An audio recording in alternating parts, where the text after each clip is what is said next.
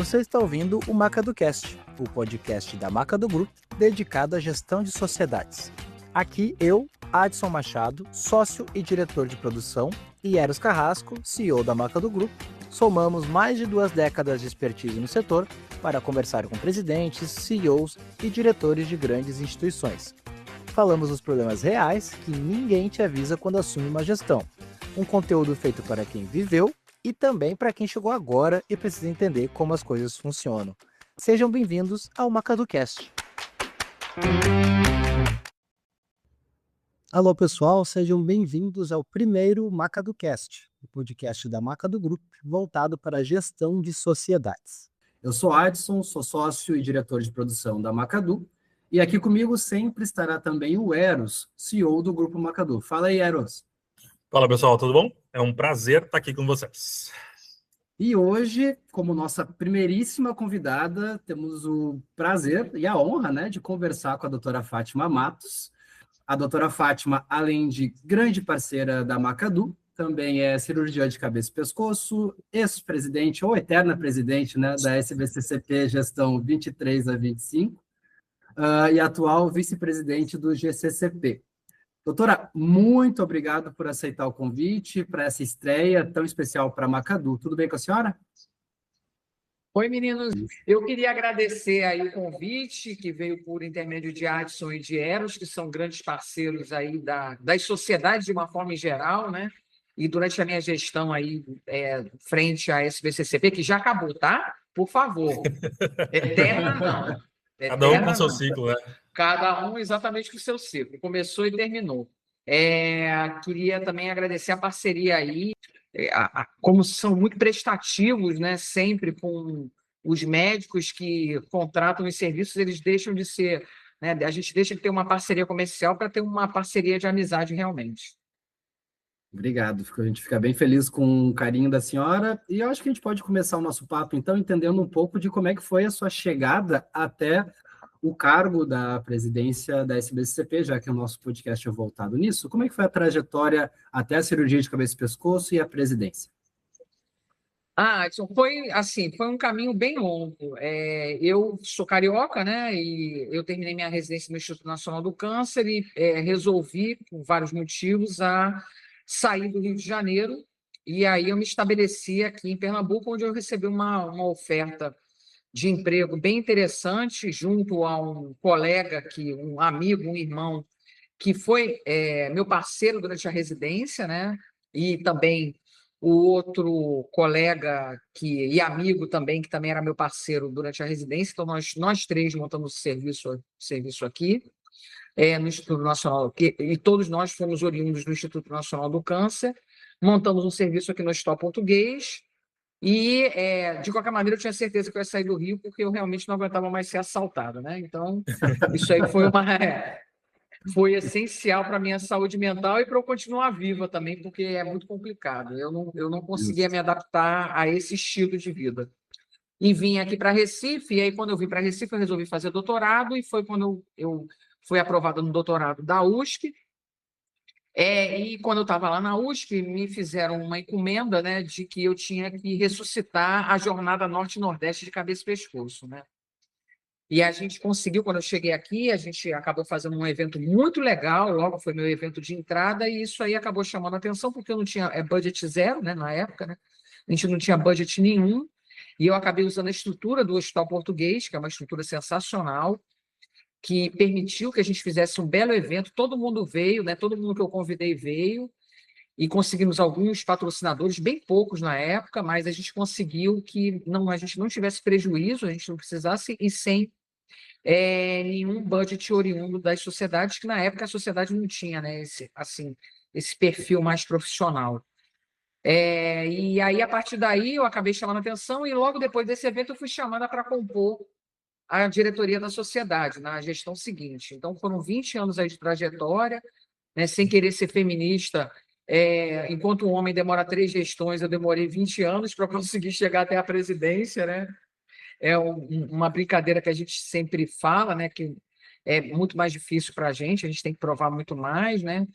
E aí, só nesse período, eu acabei não participando de 2 gestões, porque eu tive meu filho, e meu filho acabava adoecendo muito, e eu me afastei. Mas logo depois, eu fui chamada de novo, e aí voltei para a diretoria. Foi quando eu cheguei aí à presidência, né? Tive a sorte de ter sido vice-presidente de um grande amigo, que é o Dr. Marco Puxa, que me ensinou demais, né, durante a presidência, e a seguir fui eu, como presidente hoje, o vice-presidente é o atual presidente, doutor Vartanian. E é aquela coisa, a gente nada faz sozinho, né? A gente sempre faz com grupo. Eu tive um grupo comigo que foi um grupo muito competente, né? E que me ajudou muito aí durante a gestão para a gente poder fazer todas as coisas que a gente fez. Então, não foi fácil, né? Nada é fácil, né? A gente, às vezes, hoje em dia, né? As pessoas têm uma dificuldade de ver que todo esse percurso é um percurso para quem quer, né?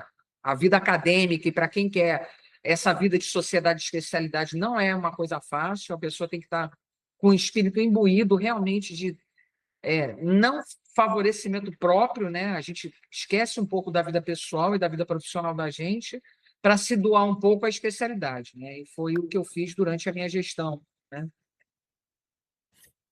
Pegando esse embalo, doutora, eu tenho uma pergunta para ajudar o pessoal que está lá começando e pensando, um dia eu quero chegar perto da diretoria, chegar a ser um presidente, diretor. Qual que é o caminho que a senhora sugere? Assim, olha, daqui a pouco começa a ajudar com os eventos primeiro, depois tenta ajudar de X forma. Como é que a senhora vê que ele pode começar a participar mais da comunidade, da sociedade, para daí, eventualmente, chegar a cargos assim, maiores de diretoria, alguma coisa do gênero? Sim, perfeito, ótima pergunta. Assim, primeiro, o colega que tem interesse de chegar a uma presidência de sociedade, né? Primeiro é o espírito imbuído em fazer alguma coisa pela especialidade, tá? Não adianta querer entrar num cargo para ser vitrine, né? Porque acaba não fazendo diferença e muitas vezes acaba não sendo legal para a especialidade, não acaba sendo visto como um líder, né, dentro da especialidade. Então, primeira coisa, tem que ter uma proatividade em alguma área, né? Ou na área acadêmica, como um grande autor de estudos, de trabalhos, ou na área de defesa profissional. Então, ele ou ela tem que ter realmente essa proatividade em liderança em alguma área. Isso é muito importante, né? Essa construção, né? A terceira coisa é exatamente o que você comentou, participar dos eventos da especialidade, organizando, nunca favorecendo um grupo único, tá? Sempre favorecendo a várias tribos, né? Vamos dizer assim. A gente sempre tem que, né, prestigiar os colegas que têm expertise, né? Não adianta você ser um ciclo vicioso de sempre a mesma pessoa, né? Então, sempre abrir o leque, né? De chamar todo mundo de tribo diferente para poder participar dos eventos, né? E tentar fazer com o máximo de cuidado dos eventos, né? Sempre com excelência acadêmica, né? Tentando sempre envolver os mais jovens e os mais velhos. Isso é outra coisa muito importante, que foi o que eu aprendi aí ao longo desse período aí de gestão de sociedade. Então, são alguns aspectos importantes. Além disso, a relação com as outras sociedades de especialidade, né? Sempre respeitando as sociedades de especialidade, sempre tentando unir as especialidades, principalmente as especialidades afins, no caso da gente, a oncologia clínica, a cirurgia oncológica, a otorrinolaringologia, é outra coisa muito importante também, sempre prestigiar as demais especialidades. Então, isso aí é o segredo do sucesso, né? Na realidade, não é uma coisa que não é uma receita de bolo, é muito intuitivo, né? E o que vai trazer essa bagagem para a pessoa que quer entrar na vida de sociedade de especialidade é exatamente isso, tá? E tem que ter um estômago também de urubu, porque às vezes é complicado, viu? A gente realmente tem que engolir muita coisa em seco e respirar fundo, porque não é fácil. Eu pego o embalo dessa última frase, até a gente vê muito isso nas diretorias, tal, a gente está muito perto de vocês. Eu queria entender como essa sua relação, como é que foi enquanto presidente, exatamente acaba tendo que gerenciar um pessoal que é voluntário, ninguém está ali recebendo para fazer isso, tem que gerenciar politicamente várias vontades, né? Tem um grupo que quer fazer uma coisa, tem um grupo que quer fazer outra. Como é que a senhora lidou com isso e como é que foi essa sua organização para conseguir gerenciar todas essas vontades, todo esse pessoal? E a gente tem que lidar com vaidade também, né? Além de vontade, a gente tem que lidar muitas vezes com vaidade, né? Então, é algo complexo, né? Mas, assim, a gente consegue acabar tendo um jogo de cintura porque você acaba conhecendo as pessoas depois de muitos anos, né? Então, eu estou há muito tempo na especialidade, né? E muito tempo dentro de diretoria de sociedade. Então, você sabe mais ou menos como é que funciona a cabeça das pessoas. Então, a gente, às vezes, prestigia um, né? Mas, assim, logo a seguir, a gente prestigia o outro. Então, a gente faz esse jogo para que todo mundo acabe ficando satisfeito. E, obviamente, né, quem foi prestigiado durante todo esse meu período aí de sociedade, todos eles tinham alguma qualificação, né? Ninguém era desqualificado, né? Todo mundo que foi prestigiado de alguma forma é porque realmente tinham qualificações excepcionais, né? Ou em termos acadêmicos ou em termos de defesa profissional. Então, a gente tem que ter esse jogo de cintura, como você disse, sabe, Eros? Porque é algo complicado, mas a coisa mais importante é você ter bom senso, né? O bom senso é essencial, né? Nesse ponto. E, obviamente, eu tive que dizer muitos nãos, tá? Eu disse muitos sims, mas eu disse muitos nãos por algumas coisas que eram impossíveis de que a gente fizesse, tá? Mas a gente conseguiu. Eu tive mais acertos do que erros. Eu errei algumas coisas. E algumas coisas eu errei porque se eu não errasse um pouco, o erro ia ser muito grande. Então, algumas coisas eu errei um pouco para que isso não fosse uma bola de neve muito grande e acabasse não prejudicando o colega A, B ou C, mas prejudicando a especialidade, né? Mais uma vez, quem está na vida de sociedade e especialidade tem que ter o espírito imbuído de fazer algo diferente, algo bom para a especialidade, não para pessoas, não para um especialista ou outro especialista, mas sim para as pessoas de uma forma geral. A senhora trouxe um ponto que me chamou a atenção e eu quero destacar ele. Na área da medicina, a gente se acostuma a ver a busca pelo erro zero, né? Por motivos óbvios. Já na parte de gestão, a gente entende, aqui na Macadu, que alguns erros, sempre busca menor número de erros, mas alguns erros fazem parte até do aperfeiçoamento para entender como que se melhora, como que se evolui. Pensando nisso, o que a senhora pode dizer enquanto foi presidente, que foi a coisa que aprendeu, só poderia aprender sendo presidente mesmo? E também, agregando mais uma pergunta, na primeira reunião, primeiro planejamento, a senhora teve uma experiência sendo vice, depois virou presidente, mas quando sentou na cadeira, como é que foi esse start de planejamento? Agora eu quero planejar isso aqui para minha gestão. Vou falar primeiro da primeira reunião, como é que foi, né? Primeiro, assim, como é que foi que eu escolhi a diretoria? Primeiro, eu tentei mesclar pessoas mais antigas com mais experiência com pessoas mais jovens, tá? E eu via que se destacavam realmente, que eu tinha tido alguma experiência com essas pessoas em algum evento, alguma coisa, e eu vi potencial nessas pessoas. Tanto que uma grande parte da minha diretoria, é hoje a diretoria atual, a diretoria do Dr. José Guilherme Vartanian, porque realmente eles foram colegas de extrema expertise, né? E aí eu fui chamando um por um, e eu comecei a montar minha diretoria em julho do ano anterior. Foi quando eu comecei a chamar as pessoas, comecei a conversar com as pessoas, tá? Entrei em contato com alguns chefes de serviço, fui até um pouco ousada, porque eu informei aos chefes de serviço, as pessoas que eu queria dos serviços, porque isso é um hábito dentro da cabeça e pescoço, eu não pedi permissão, tá? Eu pedi, eu falei assim, olha, eu quero essa e essa pessoa. Algumas, não, mas eu quero essa pessoa. Então, desde o começo, eu já mostrei que realmente é uma característica minha pessoal, tá? Nem todo mundo é assim, não é de enfrentamento.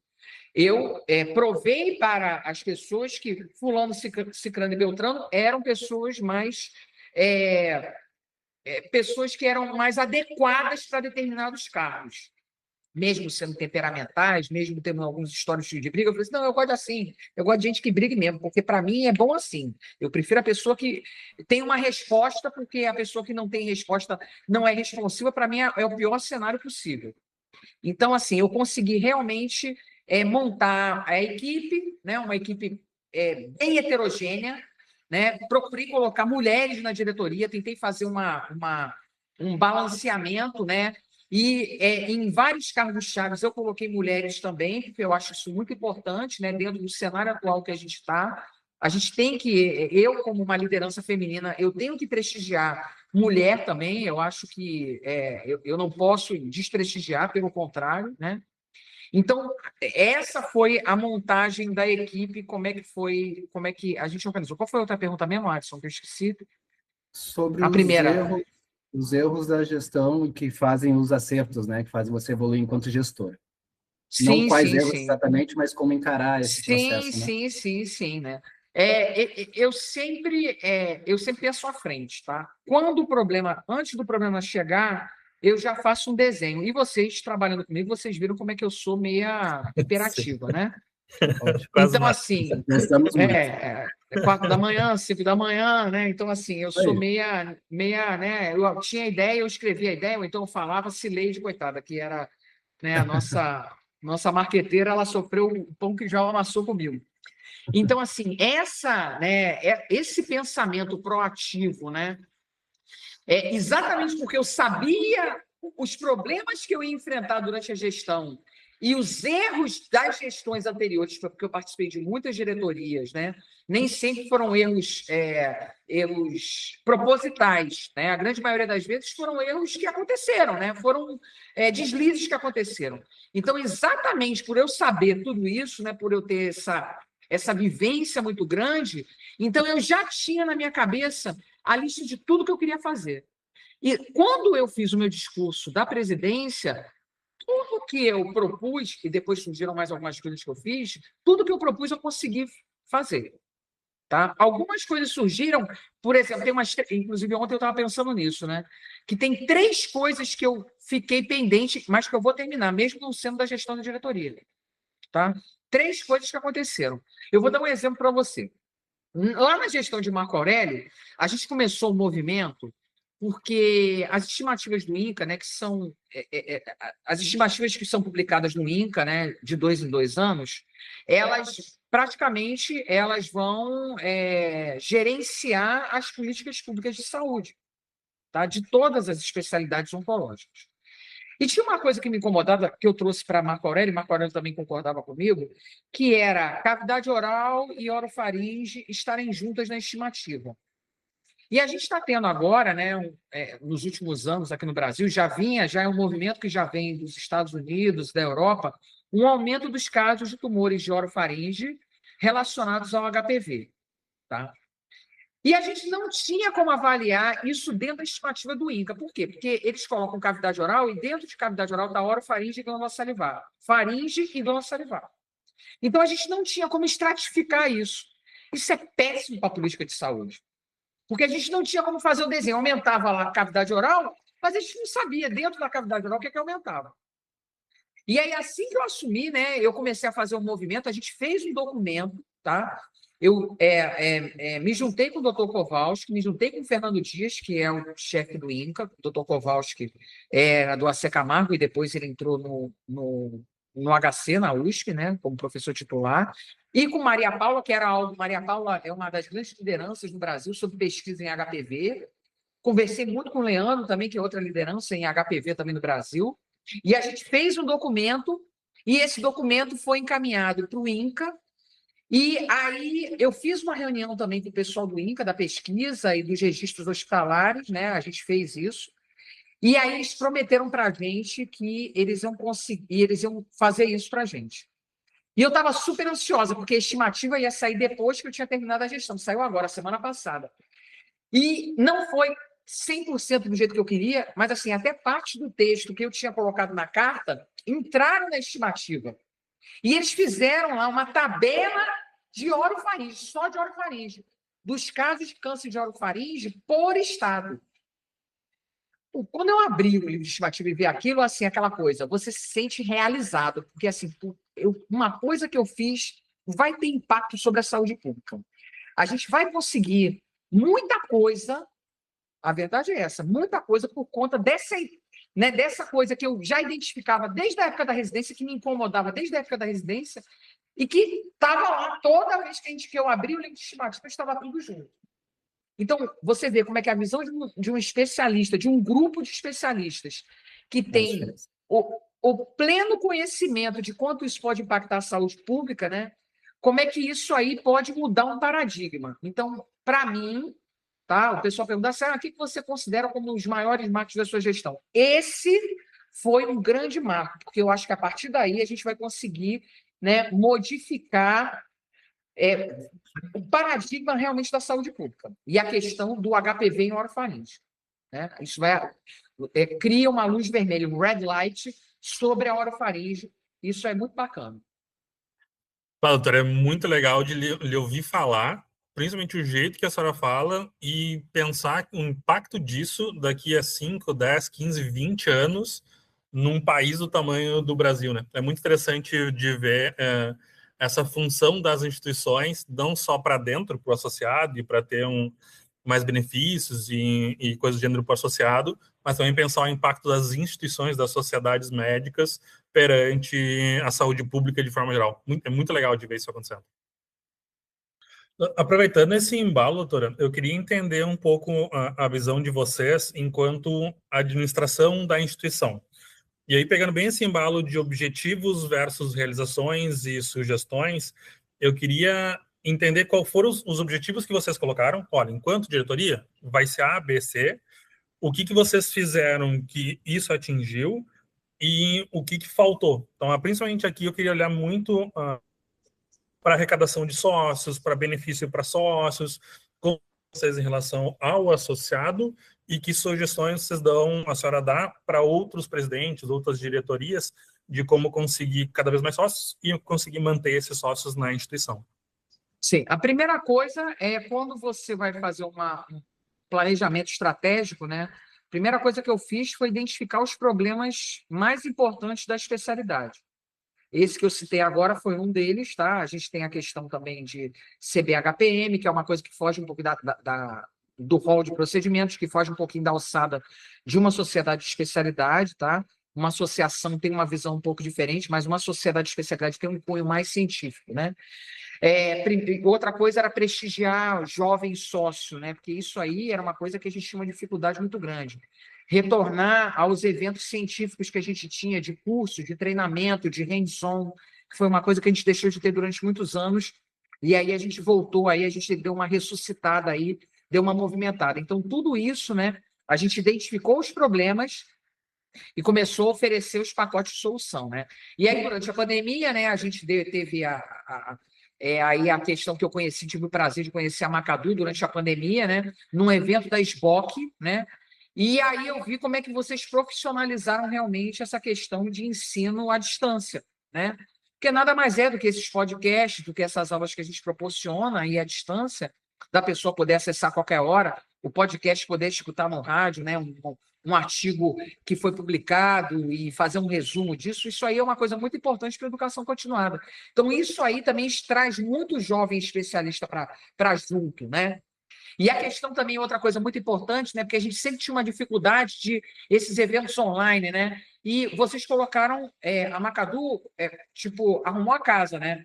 Faz de uma maneira que só falta pegar a gente no colo. Então, é verdade, vocês chamam, são bem paternalistas. Então, isso aí faz com que esse fluxo de ensino à distância ele seja muito mais fácil para a gente, né? Então, outras coisas que o público gosta muito, o público mais jovem, porque a gente tinha que chamar o jovem especialista, né? Porque a sociedade da gente é uma sociedade muito pequena. A gente tem, hoje, membros no Brasil, a gente tem cirurgiões de cabeça e pescoço no Brasil, a gente tem cerca de 1.200 cirurgiões de cabeça e pescoço no Brasil. São poucos cirurgiões de cabeça e pescoço. E dentro da sociedade, a gente tem cerca de 1.000, porque tem aquela coisa de adimplente, inadimplente, né? O cara que se aposentou, aquele que, né, pediu para sair. Acontece isso, que morreu. Então, são cerca de 1.000 pessoas dentro da sociedade, né? 900 e pouco, quase 1.000. Então, isso aí é uma coisa muito importante, porque como é que a gente conseguiu melhorar essa adesão à sociedade de especialidade? É trazendo mais coisa, trazendo desconto para sócio. A gente fez um clube de vantagens, né? O cara quer comprar uma lupa, então tem lá um cara que vende lá, que está lá como representante de lupa israelense, né? E aí ele dá um desconto para o cara que é sócio, o cara quer ir no restaurante, ele tem lá, né, um desconto no restaurante libanês, o cara que quer fazer seguro, tem lá o desconto no seguro. Hoje eu nem sei como é que tá, né? Mas na época a gente tinha desconto de passagem aérea. Então, a gente cria esse clube de vantagens, né, também, que é outra coisa muito importante para o sócio. Então, a gente tem que oferecer, né, para a sociedade se fortalecer, para a sociedade de especialidade se fortalecer, né, quanto mais gente a gente tiver dentro da sociedade, melhor, né? E quanto mais você oferecer para que o sócio adimplente ele possa participar, né? Então, isso aí são coisas que são extremamente importantes para a gente realmente conseguir uma adesão melhor, né? A organização, né? A organização de uma forma geral de tudo que a gente pode oferecer de uma maneira que seja também fácil, né? A gente sabe hoje, né, que a vida é muito rápida, né? As informações são muito rápidas, tudo é muito fácil, né?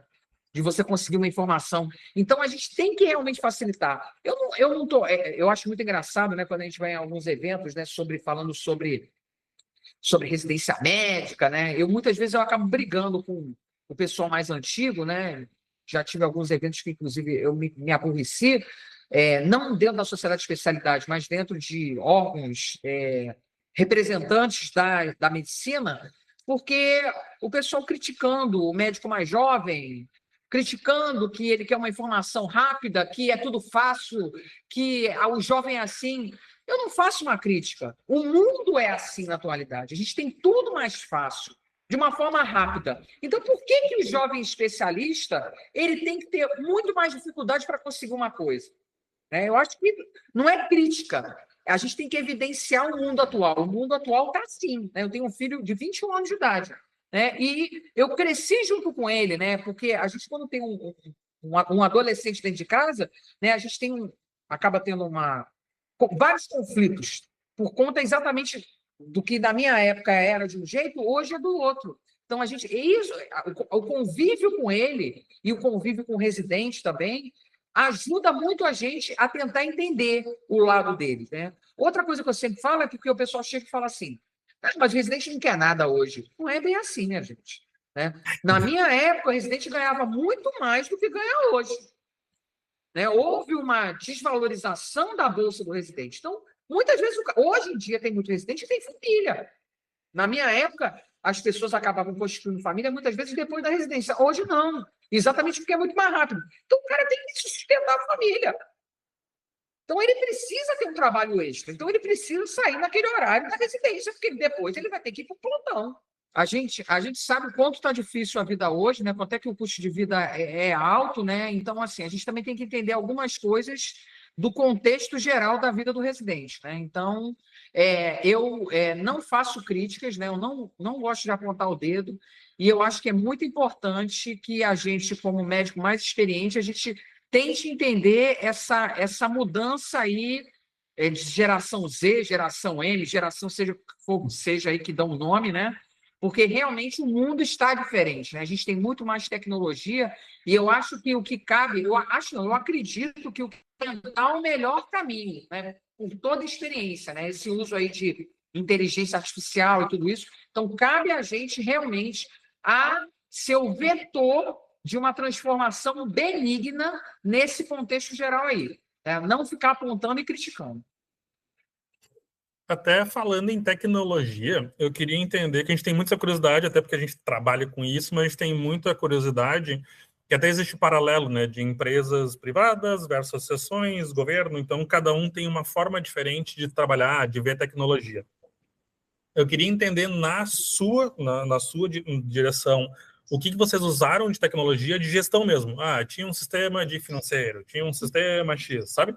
O que funcionou bem de tecnologias para a gestão da instituição e quais são tecnologias que, na sua visão, ainda faltaram? Eu acho que ainda daria para colocar X para fazer tal coisa. Eu sugiro que toda a sociedade, pelo menos, tenha um sistema que faz tan. mais na pegada do como isso ajuda, que tecnologias que ajudam vocês e a sua sugestão para outros presidentes. Pronto, eu acho que, primeiro, o aplicativo é algo excelente, tá? Uma forma de conexão com o sócio muito efetiva, tá? Mas eu acho que o aplicativo, talvez, é porque eu não tive tempo, o aplicativo talvez a gente tivesse algumas coisas dentro do aplicativo realmente para não ser direcionado para outro link, tá? Então, talvez os vídeos e tudo mais, a gente pudesse, né, alguns vídeos curtos dentro do próprio aplicativo. Eu acho que isso poderia ser algo que seria interessante da gente fazer, tá? A questão também de que a gente teria talvez ter feito, né, um aplicativo com a questão do rol de procedimentos e que poderia ajudar muito o sócio porque todo mundo, hoje em dia, né, a grande maioria, ou utiliza a tabela SUS, porque trabalha no SUS, né? Isso aí talvez a gente tem um vácuo aí no mercado muito grande que eu acho que ajudaria bastante a gente nesse contexto.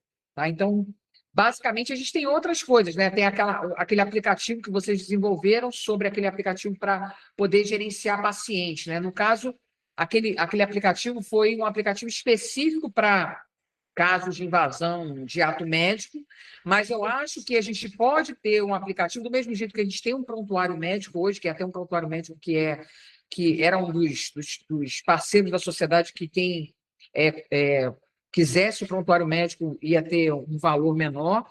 Dentro do prontuário médico, né, a gente poder colocar as imagens e tudo mais, então poder fazer uma plataforma, né, que a gente já tinha o REDCap, tá?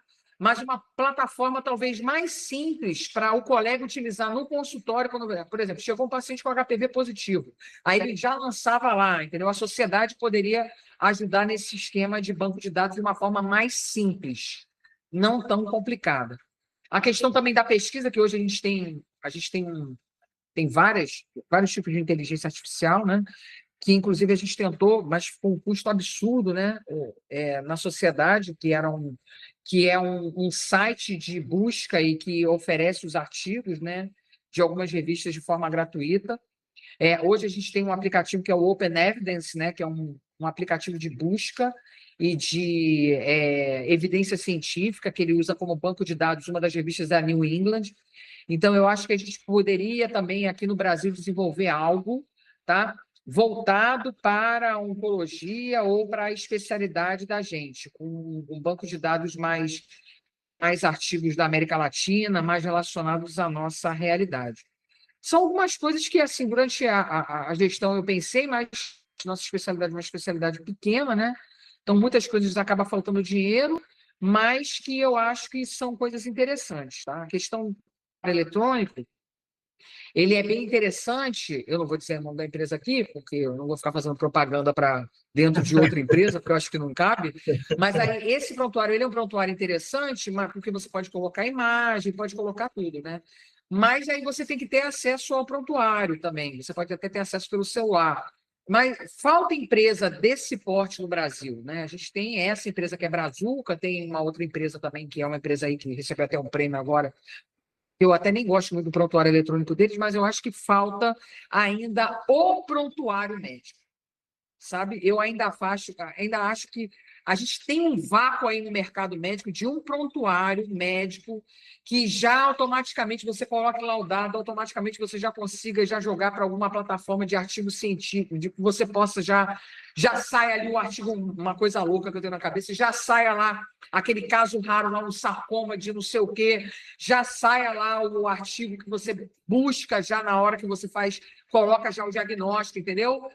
Tipo um Open Evidence em tempo real. Né? Você colocou lá, já automaticamente já vai sair tudo, já sai tudo que tem de evidência sobre aquilo, sobre tratamento, efetividade, custo-efetividade, sobre tudo. Então, é um vácuo do mercado, acho que é um negócio difícil, inclusive, de concepção. Tá? Outra coisa também que eu apliquei no final da gestão a Johnson & Johnson, ela tem um incentivo, um fomento à inteligência artificial, a projetos de inteligência artificial. E eu apresentei aí a Johnson & Johnson um projeto que era baseado no defeito do paciente, qual é o melhor retalho. Então, eu desenvolvi esse projeto todo, mas, infelizmente, a Johnson disse que o projeto não poderia, não era factível naquela época, e eles me encaminharam outro e-mail pedindo para eu reapresentar o projeto, e eu não reapresentei. E seria, basicamente, um aplicativo que o médico tira uma foto do defeito, insere tomografia, tá? Obviamente, tem que ter a questão da LGPD, né? A gente tem, né, a maneira de poder, né, o doente já assinar um termo de consentimento, colocaria já o defeito, colocaria a tomografia, e aí, baseado nisso, né, a inteligência artificial já colocaria as opções de reconstrução para aquele defeito. Então, basicamente, foi isso que eu fiz, né? Mas a gente não conseguiu. O fomento é uma ideia que eu ainda tenho, é uma ideia persistente, que eu tenho de que, se a gente conseguisse... Existem alguns projetos mundiais, não existe ainda isso, tá? Não existe esse aplicativo. Existem alguns projetos aí, acho que eu vi até um projeto da Mayo Clinic sobre alguns defeitos, mas também não são todos os tipos de reconstrução. Então, são essas coisas que eu gostaria de ter evoluído mais dentro da sociedade, né? E, infelizmente, por falta de grana mesmo, eu não consegui. Aqui eu complemento, e do nosso lado, acho que a gente vai meio que encerrando para não ocupar muito mais do seu tempo, mas eu queria entender rapidinho, até para ajudar outros presidentes e diretorias, entender na gestão interna, se vocês usam alguma coisa, a gente usa, por exemplo, a gente aqui na Macadu, a gente usa um sistema de contabilidade, usa um sistema para comercial, usa um outro que é para organização de processos, então hoje a gente tem uns 3, 4 sistemas mais ou menos, cada um com uma especialidade para a organização da empresa. Sociedades também trabalham assim? Como é que vocês fazem? Algumas sociedades maiores, elas têm isso, tá? Tipo, a BOL, obviamente, ela deve ter todos esses sistemas aí, né, de informática. A gente tinha um contador, né, e enviava tudo para o contador, e o contador fazia diretor financeiro na sociedade, que sempre ajudava nesse aspecto aí, e a gente tinha a nossa administrativa, né, que é a Andrea, que era realmente o nosso sistema de informática aí, né, de uma forma bem eficiente.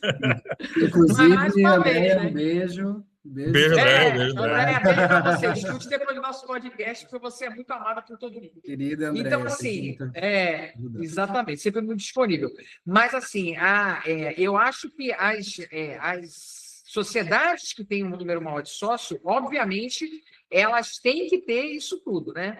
E, assim, a questão que eu sempre apresentei vocês a outros presidentes de sociedade, porque eu vejo o valor e a tranquilidade que é a gente ter um podcast com vocês, um sistema de aulas virtuais com vocês, a questão também do nosso aplicativo, né? Não só durante os eventos científicos, né? Que a gente, durante os congressos da gente, a gente tinha sempre um aplicativo, é bem interessante, mas durante o ano inteiro. Então, essas coisas elas acabam auxiliando muito a comunicação e a organização da parte científica.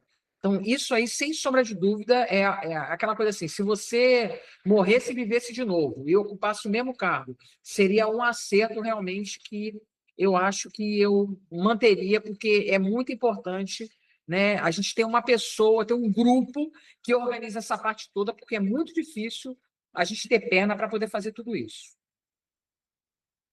Doutora, papo bom é quando a gente sente que tem muita coisa para falar e o tempo voa, né? Então, tá ótimo. Como o Eros disse, a gente vai tentar manter aqui dentro do horário estipulado. E aí eu quero encaminhar para o final com uma última pergunta que puxa um pouco para o pessoal, mas que também conecta diretamente na gestão, no administrativo, porque as coisas não deixam de estar ligadas, né?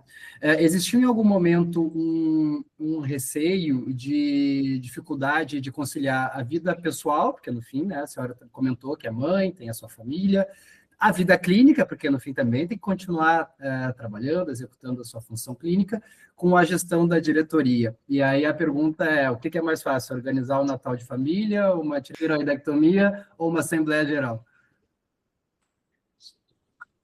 Veja só,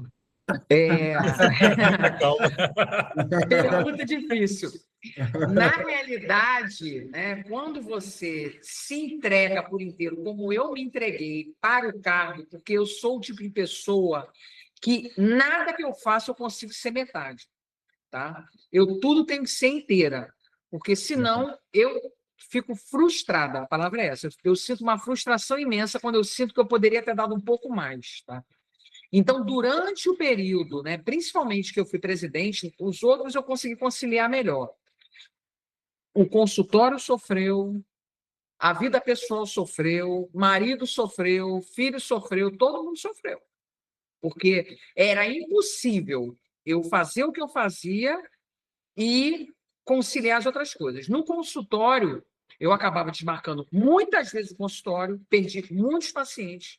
Os pacientes mais antigos, eles tinham um nível de compreensão muito alto, e eu tenho um grupo que trabalha comigo. Então, isso também é uma coisa que acaba tornando mais fácil, tá? Mas que eu tive uma redução de número de atendimento, de cirurgia, isso aí sem sombra. Financeiramente, eu tive uma baixa muito importante, tá? A gente tinha muitas questões. Exatamente. Quem quer ser tem que pensar nisso, porque não tem como. Eu tive conversando com o ex-presidente da Sociedade Brasileira de Oncologia, e na oncologia é interessante, porque são 3 presidentes, né? Primeiro aí fica um presidente de honra, não sei o quê, tarará. Ele foi meu colega de residência. E aí eu estive conversando com ele, né? Ele perguntou: e aí, Fátima, como é que foi? Eu falei assim: foi fogo, viu? Não foi fácil, não. Aí ele, poxa, eu fui um ano, que é uma sociedade que tem a oncologia clínica, que tem uma mega estrutura, que tem inclusive um CEO, né? Eu sofri no consultório da minha clínica privada, imagino você. Eu falei assim: pois é. Então foi muito difícil, né? E às vezes a compreensão, de uma forma geral, né, ela chega até um limite. Depois, né, a pessoa é compreensiva até um certo limite. Depois, a compreensão vai para o saco do lixo, entendeu? Então, foi muito difícil. Mas né, como naquele momento eu era uma pessoa jurídica, sabe, Ati? Então, foram 2 anos como pessoa jurídica. E eu me encarei como pessoa jurídica. Então, todas as outras coisas ficaram em segundo plano. Isso aí, sem sombra de dúvida. Sabe? Sem sombra de dúvida. Tá, eu agora estou numa outra ação que é o Reconnect. Eu fundei o Reconnect, que é é como se fosse uma ONG, né, sem fins lucrativos, que a gente vai rodar o Brasil fazendo reconstrução e talvez alguns países da América Latina, né? Mas é uma pegada diferente, é muito mais tranquilo, né? Não compete com o horário de cirurgia, a gente vai poder fazer um planejamento com uma antecedência muito maior, é um grupo para as pessoas, para poder todo mundo ser contemplado, né? E para também não prejudicar a vida pessoal, já que é algo, né, completamente voluntário que a gente está fazendo. É um sonho que eu tinha, né? Exatamente da gente continuar nessa pegada aí de orientação do cirurgião de cabeça e pescoço e das demais especialidades que fazem também a parte de reconstrução. Mas não vai ter essa competição aí com a vida pessoal e vida social e tudo mais, entendeu? Perfeito. Bom, pessoal, então esse foi o primeiro episódio do podcast do Macadu Group sobre gestão de sociedades. Doutora Fátima, muito obrigado de novo por aceitar esse desafio com a gente e espero que tenha gostado. Temos milhões de perguntas ainda, mas vai ficar para a próxima. Vou fazer o podcast 2 depois. Adson e Eros, foi um prazer enorme aí ter trabalhado com vocês esses 2 anos, né? Quer dizer, 2 não, né? Foram mais, né? Porque já da gestão anterior. Realmente a excelência aí de vocês é ímpar, tá? Eu tenho muito a agradecer aí todo o apoio, né? Terem abraçado aí toda essa minha hiperatividade aí, com muita paciência e sempre com muita educação. Então, isso é uma coisa muito importante. E, assim, realmente, essa iniciativa de vocês é muito bacana, é muito interessante, porque eu acho que vai contribuir muito para o crescimento das outras sociedades de especialidade e também dar algumas luzes aí. Isso aí é muito importante. Muito obrigada por ter sido a primeira aí, né, para participar. Obrigada, gente. Imagina, né? Primeiro a gente agradece o carinho e a honra nossa de ter recebido a senhora aqui. E é isso, pessoal. Se vocês gostaram, indiquem nosso podcast para os colegas, tragam sugestões de quem vocês gostariam de ver debatendo esse papo conosco. E sigam no nosso Instagram, @MacaduGroup, e acompanhem nossas novidades por lá. Um abraço e até o próximo episódio. Um abraço. Tchau, até tchau. mais, pessoal. Tchau. Tchau, gente.